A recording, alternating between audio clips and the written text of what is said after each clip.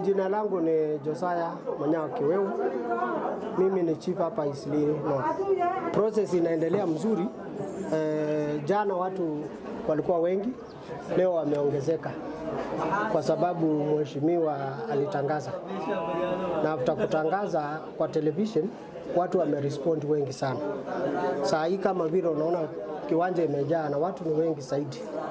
Lakini challenge ni kwamba majority hawakuji na original documents. Wanakuja na photocopies.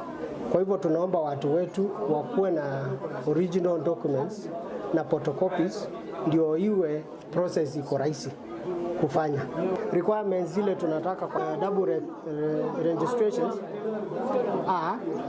Kitu ya kwanza tunataka alien card ya kuonyesha wewe ni refugee ama ID card ya kuonyesha wewe ni Mkenya.